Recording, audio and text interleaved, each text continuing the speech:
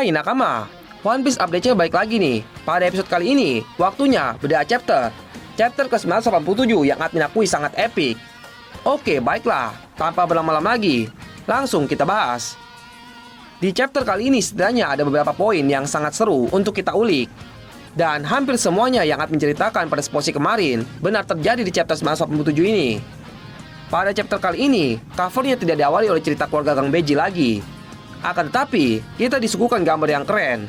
Karena di gambar tersebut ada seluruh anggota bajak laut topi jerami, yang termasuk Jinbe Oyabun, yang berkenalannya secara resmi ada di chapter ke-976 kemarin.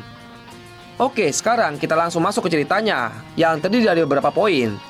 Pertama, teriakan kesakitan makhluk terkuat dunia. Tidak disangka-sangka, ternyata seorang Kaido akan teriak kesakitan setelah menerima serangan dari 9 sarung benang merah. Namun sebenarnya si Kaido teriak kesakitan bukanlah 100% disebabkan oleh serangan dari 9 sarung benang merah, melainkan karena ia flashback kejadian 20 tahun yang lalu, di mana kulitnya waktu itu masih roti sobek sari roti. Untuk pertama kalinya rusak setelah menerima serangan telak dari samurai terkuat dari Wano. Nah, Kaido yang shock karena ada orang selain Oden yang berhasil melukai tubuhnya lagi, tidak sengaja men-trigger ingatannya itu. Karena itulah, luka lama yang diberikan oleh Oden menimbulkan rasa sakit yang membuat Kaido secara tidak sadar melakukan teriakan kesakitannya. Jadi intinya sih, sakitnya bukan karena tusukan atau serangan dari 9 sarung benang merah, tapi karena luka lama yang diberikan oleh Kosuke Oden. Semua orang yang menyaksikan kejadian itu pun tampak keheranan, karena tidak percaya seorang Kaido bisa dibuat berteriak kesakitan. Jujur saja, awalnya admin meremehkan kekuatan 9 sarung benang merah. Tapi setelah melihat mereka yang bisa menembus kulit super Kaido, admin baru sadar kalau yang dimaksud orang terkuat di dunia One Piece itu ada berbagai faktor. Dan jika digabungkan faktor-faktor tersebut, maka akan tercipta karakter yang sangat kuat. Mungkin nanti admin akan membahas secara khusus. Semua anggota 9 sarung benang merah berhasil menancapkan pedangnya kecuali si Iso dan Raizo. Kalau Iso tidak dapat menancapkan katananya karena ia tidak menggunakan katana dalam bertarung. Namun peran Iso cukup penting, karena jika Iso tidak menjatuhkan senjatanya Kaido saat di chapter sebelumnya, mungkin kejadian chapter ini tidak akan terjadi. Sedangkan Raizo tidak menancapkan katananya karena ia langsung menargetkan kepalanya Kaido yang ingin dia penggal. Dan usahanya itu pun berakhir sia-sia. Admin memiliki sedikit kesimpulan dengan kejadian Kaido yang berhasil ditikam oleh 9 sarung benang merah. Kesimpulan itu adalah, kalau Ken Busuk kakinya makhluk terkuat dunia belum mencapai level master yang bisa membaca masa depan dan merasakan keberadaan orang lain. Akan tetapi sepertinya Kaido ini memiliki kemampuan busuk haki yang berada di level master dan disertai fisik yang sangat amat kuat. Dengan perpaduan tersebutlah pertahanan Kaido menjadi tidak bisa ditembus oleh serangan biasa. Poin yang kedua, Yamato tidak tahan untuk segera mementung bapaknya. Setelah melihat bapaknya terjatuh karena serangan 9 sarung benang merah, si Yamato bukannya mau menolong bapaknya, malah mau memanfaatkan keadaan tersebut untuk mementung kepala bapak durhaka itu. Akan tetapi sayang beribu sayang, keinginan mulianya untuk memberikan pelajaran kepada bapak yang durhaka tidak bisa terwujud, karena ulti si tukang sundul tiba-tiba muncul di hadapannya. Ulti yang dendam dengan si Yamato karena jidat lebarnya pernah dipentung, langsung saja ngajak ribut si Yamato. Lu Yamato, berani-beraninya lu mentung jidat kesayangan gua. Setidaknya begitulah kata si ulti. Apalagi setelah si Yamato ngomong kalau sudah waktunya dia menjadi Kosuke Oden, ulti makin kesal saja sama si Yamato. Lalu terjadilah pertikaian antara keduanya. Ulti kali ini terlihat lebih serius dari sebelumnya, karena sekarang ia telah mengeluarkan senjata utamanya yang berbentuk seperti gada berduri. Di saat sedang bertikai dengan si Ulti, salah satu anak buah Kaido yang tidak tahu apa-apa tentang pertikaian ini, dengan polos yang melaporkan kondisi bapaknya ke si Yamato. Yamato yang memang sudah memantapkan hatinya untuk bergabung ke sisi yang berseberangan dengan bapaknya ini, langsung saja membuat pernyataan yang dengan penuh keyakinan. Mulai saat ini, gue bukanlah bagian dari kalian lagi, dan gue udah gak peduli dengan nasib bapak gue. Nampaknya masalah keluarga Kaido menjadi semakin rumit saja setelah Yamato, anak semata wayangnya Kaido, memutuskan untuk ikut dalam rencana eliminasi Kaido. Nah, dengan resmi bergabungnya Yamato ke pasukan aliansi pemberontak, setidaknya kekuatan tempur mereka pun semakin bertambah. Admin menilai kekuatan Yamato ini setidaknya berada di tingkat gold, karena ia berhasil membuat si ulti KO hanya dengan satu pukulan pada manga chapter ke-983. Dan satu lagi yang perlu di-note, waktu itu ulti sedang dalam mode full zone-nya, yang dimana seharusnya kekuatan fisiknya ulti sedang berada di puncaknya. Jadi admin rasa kekuatan Yamato sangat layak untuk dimasukkan ke tingkat gold. Kemudian jika saja rumor-rumor dan teori mengenai Yamato yang akan menjadi next nakama kelompok bajak laut topi jerami benar terjadi, maka kekuatan tempur kelompok bajak laut topi jerami akan semakin hebat saja. Menurut nakama, berapa persen kemungkinan bergabungnya Yamato dapat terjadi? Kalau menurut admin sih, masih 50%-an. Di poin ketiga, Luffy yang tanpa ragu menantang dua monster. Pada akhirnya, Monkey D. Luffy kembali berhadapan dengan Charlotte Linin alias Big Mom. Luffy yang telah menggegerkan dunia karena telah membuat kerusakan yang sangat besar pada wilayah teritorial kelompok Yonko bajak laut Big Mom, dan berhasil mengalahkan dua orang komandan manisan yang salah satunya merupakan orang terkuat kedua pada kelompok bajak laut Big Mom. Setidaknya kejadian itu sangat membekas di hati Big Mom karena ia merasa harga dirinya seperti diinjak-injak oleh seorang bocah. Bahkan saking kesalnya Big Mom, ia sampai menyusul Luffy ke Wano dan mau bekerja sama dengan Kaido untuk menguasai dunia.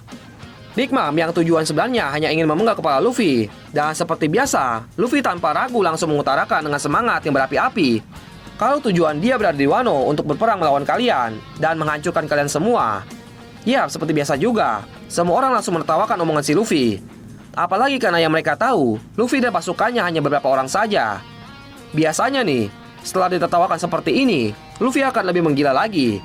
Apalagi jika salah satu teman aliansi terluka. Menurut admin sih, salah satu dari 9 sarung pedang merah akan ada yang dibuat sekarat oleh Oda Sensei, agar Luffy akan lebih menggila lagi. Seperti yang terjadi di Arc Dressrosa. Waktu itu, Law sudah berada di ambang kematiannya. Namun Luffy dengan sigap menahan Dovi yang sedikit lagi membunuh Law. Lanjut ke poin berikutnya. Di poin keempat, lolosnya Nami dan Carrot. Nami dan Carrot berhasil memanfaatkan keadaan yang semakin kacau semenjak jatuhnya Kaido dari panggung. Mereka berdua melihat sebuah peluang di mana fokusnya Big Mom teralihkan karena beberapa faktor, seperti jatuhnya Kaido dan Luffy yang hadir di hadapannya.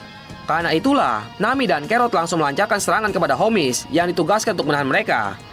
Memang sangat cerdik si Nami Swan ini. Di poin kelima, munculnya pasukan aliansi pemberontak. Kelompok Kakehio yang melihat tanda dimulainya peperangan langsung saja membongkar penyamaran mereka. Dan itu cukup membuat para cecunguk pasukan Kaido terkaget-kaget. Karena yang mereka tahu pasukan Kakehio ini seharusnya berada di penjara Udon. Tindakan yang mereka lakukan ini untuk melindungi 9 sarung benang merah yang sekarang menjadi pusat perhatian semua orang. Jadi 9 sarung benang merah bisa memfokuskan diri mereka untuk mencoba menumbangkan makhluk terkuat di dunia. Selang beberapa waktu dari kemunculan pasukan Kakehio, pasukan-pasukan yang sudah tersebar di seluruh penjuru Kasila Kaido langsung membongkar penyamaran mereka dan sudah siap untuk berperang. Awalnya Zoro, Kid, dan Killer hanya bertigaan saja melawan para Gifters. Sekarang mereka dibantu oleh para pasukan samurai. Setidaknya Zoro, Kid, dan Killer dapat kembali mengumpulkan tenaganya yang sudah terkuras. Di sisi lain dari arah belakang, diperlihatkan kelompoknya bajak laut hati yang diwakili oleh Law sudah melakukan pergerakan juga. Lalu pertanyaannya, apakah setelah para pasukan aliansi pemberontak muncul di tengah-tengah pertarungan seperti ini, akan membuat para pasukan Orochi yang tadi sudah hopeless karena gertakannya Kaido akan sadar kembali dan mau berjuang bersama untuk negeri Wano? Sejauh ini masih belum ada tanda-tanda mereka akan merubah pendirian mereka. Tapi admin rasa mungkin di beberapa chapter yang selanjutnya, kita akan melihat mereka bergabung menjadi pasukan aliansi pemberontak. Apalagi melihat para 9 sarung benang merah yang secara mengejutkan dapat melukai Kaido. Setidaknya berkat faktor-faktor tersebut, mungkin dapat men-trigger jiwa-jiwa keberanian mereka untuk mempertahankan tanah air mereka. Di poin ke-6, keyakinan Kinemon kepada seorang Monkey D. Luffy. Setelah Kaido berhasil dibuat jatuh dari ketinggian dan meninggalkan luka pada tubuhnya, ternyata serangan tersebut hanya membuat Kaido kesakitan beberapa saat saja.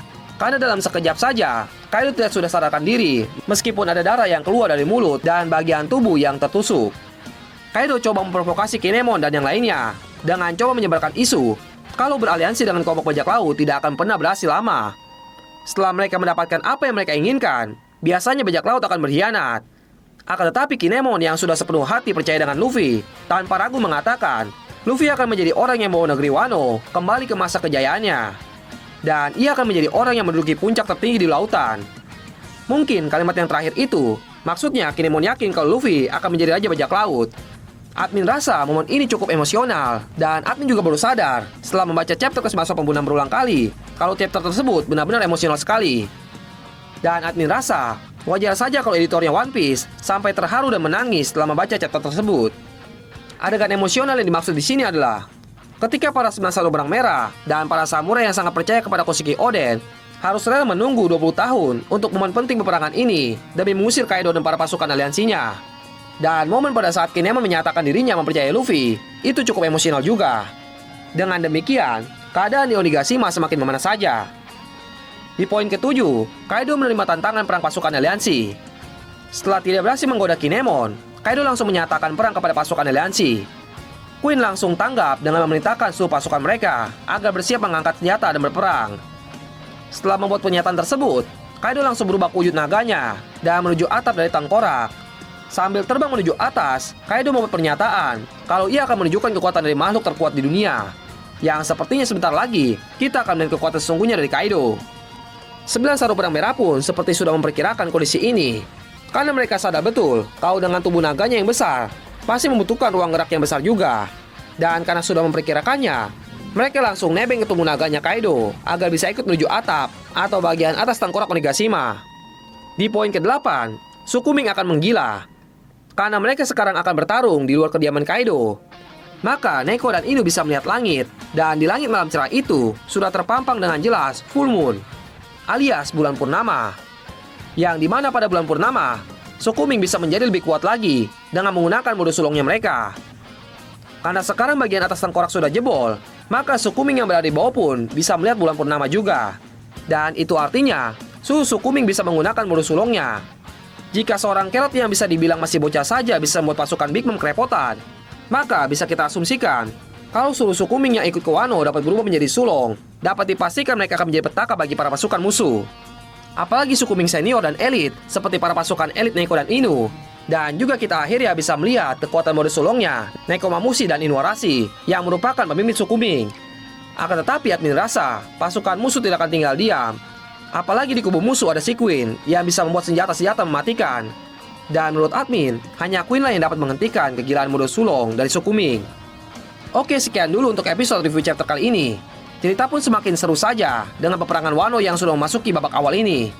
Sepertinya Luffy akan berhadapan dengan Big Mom terlebih dahulu jika kita lihat kondisinya saat ini. Oh ya, admin lupa bilang kondisi si Marco. Ada terselip gambar dari Marco yang terlihat bersama dengan si Perospero. Jika diperhatikan, gambar yang kecil itu agak sedikit ambigu ya. Dan penjelasan tulisannya juga tidak begitu jelas menggambarkan keadaannya. Kalau menurut admin sih, gambar itu menggambarkan Marco yang baru saja datang lewat pintu depan bersama pasukan sisanya. Dan kemudian dengan timing yang bersamaan, Perospero juga datang. Kalau kondisinya seperti itu, kemungkinan besar mantan komandan divisi satunya Bajak Laut Shirohige akan bertarung 1 lawan 1 melawan si Perospero. Karena kita tahu sendiri sebagaimana yang dibilang Perospero pada manga chapter ke-993. Perospero tampak menyebutkan beberapa nama seperti Luffy, Marco, dan King. Kalau dilihat dari ekspresinya ini, ia akan langsung menghajar 3 orang itu jika bertemu dengannya. Jadi kemungkinan besar sebentar lagi kita akan diperlihatkan pertarungan antara mantan komandan divisi 1 Bajak Laut Shirohige dengan anak tertuanya Big Mom. Yap, seperti itulah reviewnya. Silakan nakama komentar untuk berdiskusi dengan admin. Pasti admin usahakan untuk membahasnya ya. Dan sekali lagi mohon maaf atas keterlambatan upload review 986. Karena tim admin ada mengalami sedikit kendala. Dan sungguh, admin tidak bermaksud untuk membeda-bedakan dengan channel admin yang satu lagi. Karena admin sangat suka sama One Piece dan Naruto. Maafkan admin ya nakama.